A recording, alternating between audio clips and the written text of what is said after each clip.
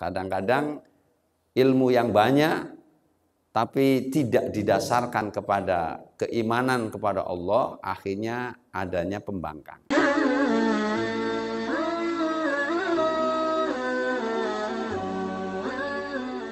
Assalamualaikum warahmatullahi wabarakatuh. Bismillahirrahmanirrahim. Ala hadiniyah wa kulinatin salihah wa ila hadratin Nabi Muhammadin sallallahu alaihi wasallam wa ala alihi wa ashabihi wa ahli baitil kiram wa khususal qutbil kamil Syekh Ahmad Muhammad At-Tijani radhiyallahu anhu wa ardahu anna bihi al-Fatihah.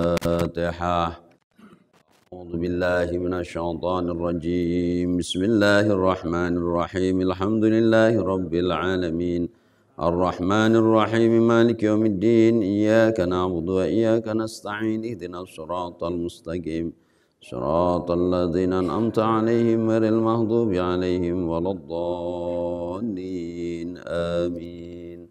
Allahumma shalli ala sayyidina Muhammadin al-Fatih lima ughliqa wal khatimi lima sabaqa wal hadi ila siratikal mustaqim wa ala alihi haqqa qadrihi wa miqdarihil azim. Subhana rabbika rabbil izzati amma yasifun wa salamun alal mursalin walhamdulillahi rabbil alamin.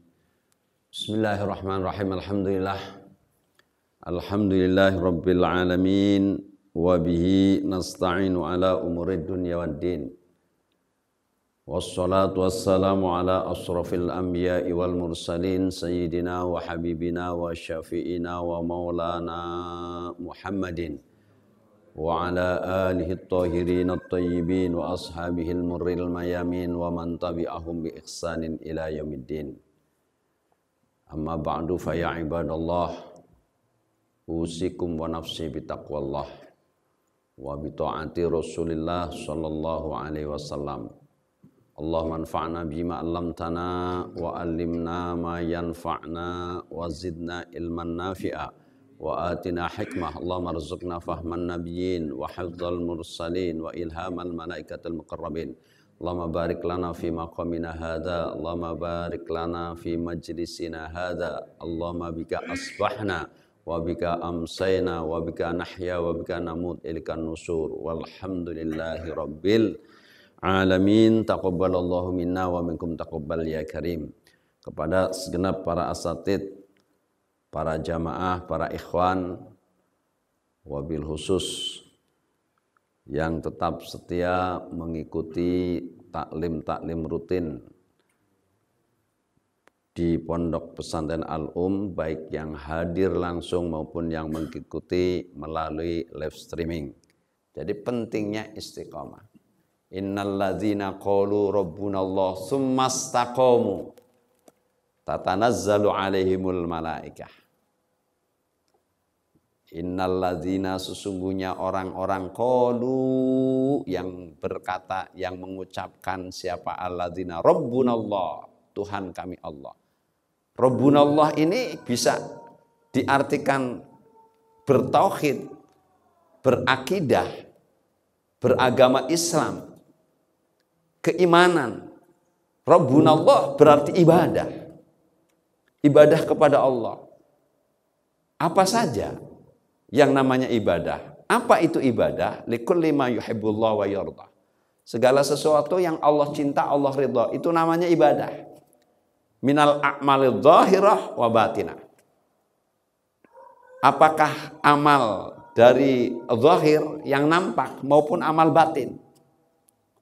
Pokoknya amaliyah batin, amaliyah zahir yang Allah cinta, yang Allah ridha, itu disebut ibadah. Baik ibadah mahdhah maupun ghairu mahdhah. Ibadah mahdhah adalah ibadah yang sudah ditetapkan oleh Allah. Salat 5 waktu itu ibadah mahdhah. Orang nggak usah mengatakan saya mau ibadah sholat, cukup mengatakan saya mau sholat, udah tahu ibadah. Karena mahdhah, sudah ditentukan ketetapannya, sudah ditentukan bentuknya, waktunya. Itu ibadah mahdhah. Ibadah haji juga ibadah mahdhah. Yang namanya haji itu di bulan Dzulhijjah. Yang namanya haji rukunnya ada wukuf di Arafah, al-hajjul Arafah. Ketentuan wukuf sudah ditentukan oleh Rasulullah. Jadi kalau ada orang yang otaknya kurang beres, mau mengubah haji bulan yang lain, mau mengubah wukuf di Arafah, nggak mesti harus bulan Dzulhijjah. Ini nggak usah didengerin. Ijtihad baru karena manusia sudah banyak, supaya haji setahun 3 kali. Bikin aja Ka'bah sendiri sono. Bikin Arafah sendiri. Ini aneh-aneh aja, ini liberal memang.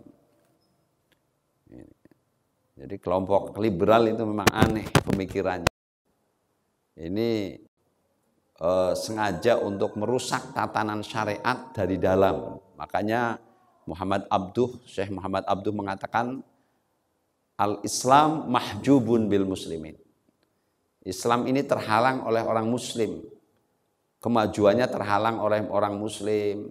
Syariatnya terhalang oleh orang muslim. Rusaknya syariat muslim. Muslim siapa? Muslim yang ada benih munafik. Jadi ini kan rame. Ini aneh. Jumat mau dibikin 2 kali, 2 sip. Iya. Jumat 2 sip. Ya. Jadi ada sip pertama mulai jam 12:30. Nanti setelah selesai sip yang kedua. Ini emang syariat Islam itu siapa? Ini dogmatis, ini dari Allah kok. Rasulullah nggak pernah mengubah, nggak berani mengubah, sahabat nggak berani mengubah.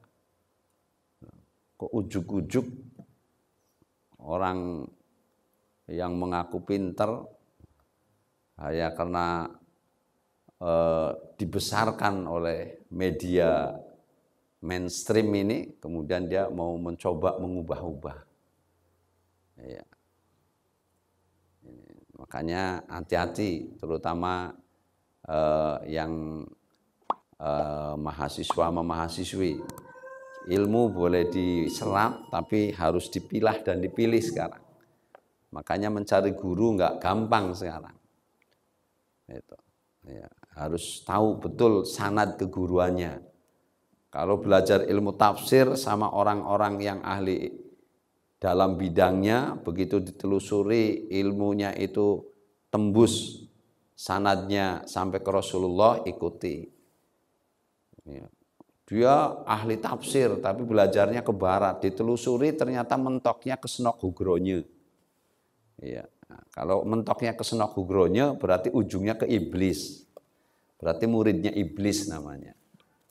Itu jangan diikuti. Jadi ini penting. Mencari ilmu itu penting, tapi jangan mau disesatkan. Kadang-kadang ilmu yang banyak tapi tidak didasarkan kepada keimanan kepada Allah, akhirnya adanya pembangkangan. Iblis itu makhluk Allah yang alim betul itu. Alim alamah. Itu iblis. Kalau bicara ibadah, kalah semua malaikat. Makanya sampai dia menjadi pemimpin para malaikat.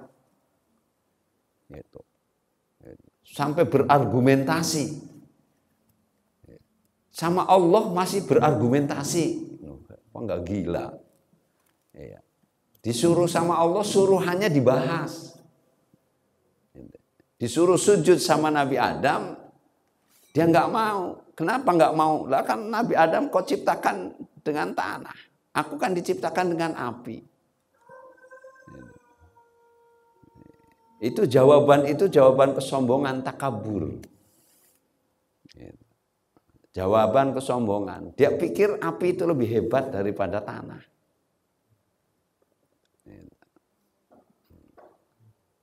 Tapi bukan persoalan itu. Persoalannya adalah ketundukan, ketaatan. Artinya kalau Allah yang menyuruh. Nah, secara tauhid, iblis merasa lebih tauhid. Kan ada orang Islam yang merasa lebih Islam kan gitu. Merasa lebih iman. Ini iblis merasa lebih tauhidnya lebih kuat. Nggak mau sujud kecuali kepada Allah. Kalau pakai akal kan nyambung kan. Kan nggak boleh yang disujudi kecuali Allah. Iya. Saya nggak mau sujud sama yang kau ciptakan. Dia dari tanah. Masa aku sujud sama Adam, kata iblis. Jadi kalau pakainya logika, iblis bener. Pakainya logika, iblis bener. Yang berhak dan wajib disujudi hanya Allah. Tapi iblis lupa bahwa sujud kepada Nabi Adam itu yang suruh Allah. Jadi Allah nggak merasa dipersekutukan. Allah nggak merasa dipersekutukan. Kan ada kan belakangan bilang orang Islam juga sama juga dengan agama yang lain kok. Orang Islam kan nyembah Ka'bah juga, begitu. Sholatnya menghadap ke arah Ka'bah, kiblatnya, berarti kan nyembahnya Ka'bah. Tunggu dulu, kita itu haji ke Baitullah, kita sholat menghadap Ka'bah, bukan menyembah Ka'bah. Nyembah Allah, Allah suruhnya menghadap ke arah kiblatnya Ka'bah. Tapi tidak menjadi satu kewajiban esensi mutlak yang tidak bisa dikotak-katik.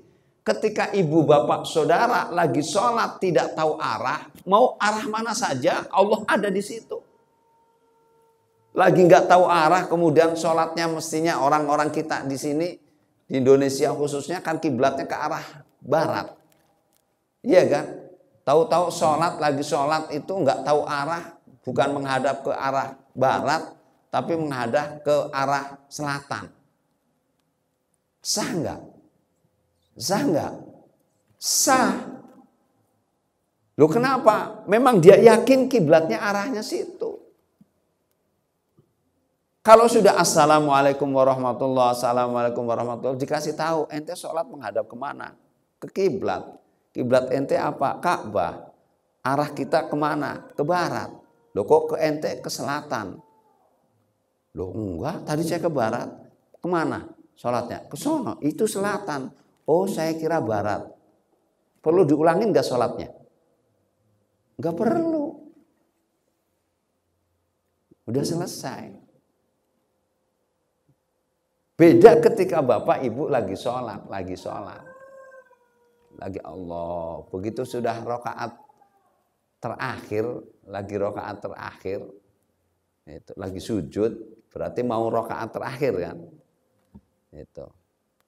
Ada orang bilang, itu orang sholat kok menghadap ke selatan. Bukan ke barat, bukan ke kiblat. Kita dengar, oh, jadi perasaan saya salah ini. Tadi perasaan saya ini kiblat. Ternyata yang benar kita harus belok kiri. Karena lagi ke arah selatan kan. Berarti kiblatnya kan belok kiri. Kalau dengar begitu jangan ikut perasaan lagi. Ikut apa yang diomongin memang orang situ. Udah aja langsung balik kiri, gerak. Ya baliknya tetap pakai adab supaya enggak batal. Begitu udah balik kiri, lanjutin. Salam, sah. Jadi dalam satu sholat dua kiblat. Sah. Itu. Beda dengan tadi ketika sudah selesai. Para jamaah hadirin hadirat rahimakumullah. Kemudian untuk yang terakhir kita untuk mendapatkan tabungan akhirat, pahala yang lebih banyak, kita tentu jangan lupa untuk saling berbuat baik, mendukung sesama suami istri. Sholat duha, istrinya ngingetin suaminya, suaminya ngingetin istrinya. Sholat tahajud, suaminya bangunin istrinya, istrinya bangunin suaminya. Kalau dua-duanya begitu, Allah rahmati itu keluarga, suami istri yang dicintai. kalau yang berupa materi, bapak-bapak terutama, nggak usah melarang kalau istrinya berderma, bersodakoh. Nggak usah. Ya memang betul kalau secara fikih, istri mengeluarkan harta dari rumahnya harus izin suaminya. Misalkan istri bapak-bapak ini kedatangan keluarganya istri, kemudian mau ngasih duit, itu ngomong, "Bang, Mas, saya mau kasih ongkos ya sama kakak saya." Emang izin. Kenapa? Hak mutlak sama suaminya. Apalagi istrinya memang mutlak tidak kerja. Jadi kalau suaminya nggak izin, nggak ridho, nggak bisa. Nggak boleh. Bahkan kepada orang tua kandung sendiri itu tetap dihukumin haram. Nah, lalu bagaimana kalau ibu-ibu ini tahu suaminya orang baik?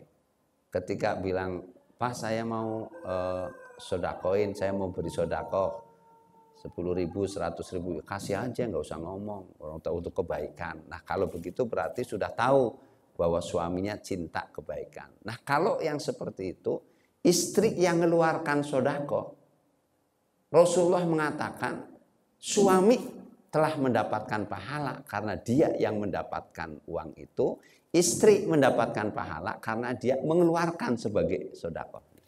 Jadi dua-duanya dapat. Secara fisik istrinya yang memberikan sedekah, tapi tetap suaminya dapat. Nah kemudian bagaimana kalau istrinya memang mendapatkan uang sendiri? Istrinya mendapatkan uang sendiri. Apakah boleh tanpa izin? Kembali, kan berkeluarga bukan setahun 2 tahun, udah lama. Kan tahu bagaimana suaminya. Nah kalau mesti izin ngomong, "Bang, Mas, Akang, saya mau bantu pembangunan ya 20.000 misalkan." Loh, tapi kan dia kerja sendiri, duit hasil kerja si istrinya. Istri bisa kerja, bisa keluar rumah karena izin suami. Haram dalam Islam. Seorang istri yang keluar rumah walaupun dari pagarnya tanpa izin dari suaminya. Nah, oleh karenanya penghasilan istri itu tidak lepas dari izin suami. Begitu. Nah, bagaimana kalau bukan hasil kerja? Nah, ini yang pernah terjadi ketika Sayyidina Umar ibnul Khattab menjadi khalifah. Dalam satu kunjungan kenegaraan lah begitu kira-kira kalau sekarang. Itu istrinya dapat hadiah. Diberikan hadiah. Besar nilainya. Sayyidina Umar ibnul Khattab tidak nanya. Istrinya cerita, cuma alhamdulillah. Nah begitu suatu saat beliau membutuhkan untuk kepentingan rakyatnya.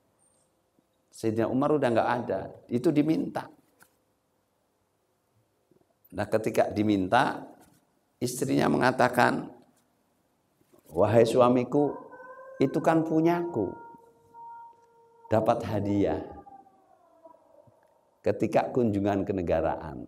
Apa kata Sayyidina Umar? "Wahai istriku, apakah kalau kau bukan istriku kau dapatkan hadiah itu?" Tidak. Artinya kau mendapatkan itu karena kau istriku. Kau mendapatkan hadiah itu karena kau istriku. Lah aku ini Amirul Mukminin.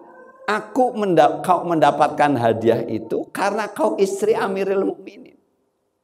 Jadi hakikatnya itu bukan punya kau, itu adalah punyaku. Maka istrinya tersenyum kemudian dikasihkan. Nah ini istri-istri mesti paham. Kadang-kadang kan, "Loh ini kan udah punya saya, Pak." Yang dikasih saya, Pak. Ada perbedaan. Betul itu karena hasil dia langsung atau ada wasilah dari suami.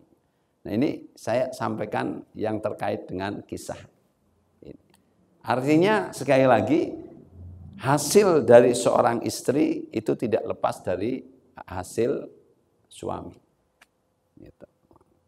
Sama, mohon maaf, saya pernah sampaikan sebagian istri yang mereka punya penghasilan, dia punya penghasilan sekali lagi lebih besar daripada suaminya, dia susah diatur sama suaminya. Sebagian besar. Pokoknya kalau punya istri, istrinya karirnya lebih tinggi daripada suaminya, apalagi penghasilannya lebih tinggi suaminya, itu dia susah diatur. Nggak nurut sama suami. Ini sudah berdasarkan penelitian, fakta. Makanya kalau kepengen punya istri yang nurut bener, suruh di rumah. Kagak pegang duit kecuali suaminya. Mau duit dari suami itu baru nurut, trut. Nah, tapi tidak semua. Ada juga istri-istri yang dia punya penghasilan itu. Kemudian penghasilannya yang dia peroleh itu justru diserahkan sama suaminya. Jadi ini tentang terkait dengan rumah tangga.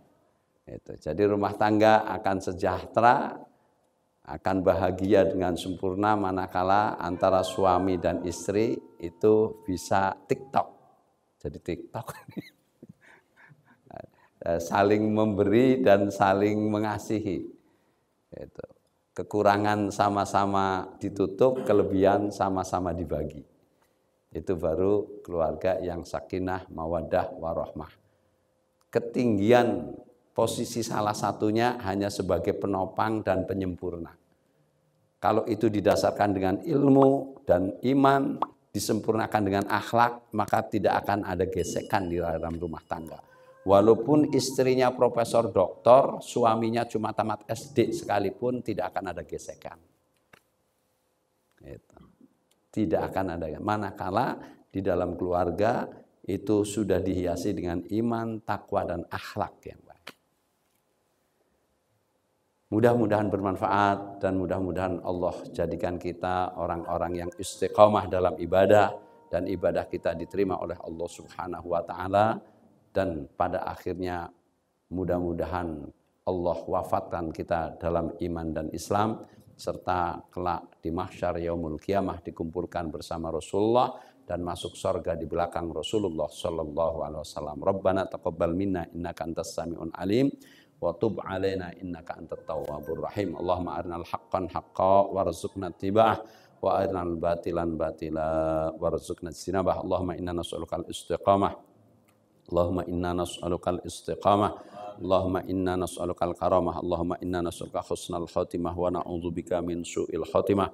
Allahumma rabbana atina fid dunya hasanatan wa fil akhirati hasanatan wa qina adzabannar. Allahumma shalli ala sayyidina Muhammadinil fatih lima ughliqa sabaqana siril haqqi bil haqqi wal hadi ila siratikal mustaqim wa ala alihi haqqa qadrihi wa miqdarihil azim. Subhana rabbika rabbil izzati amma yasifun wa salamun alal mursalin walhamdulillahi rabbil alamin. Ya Rabbana a'tarafna wa annana asrafna ala alladha asrafna fatub alaina taubah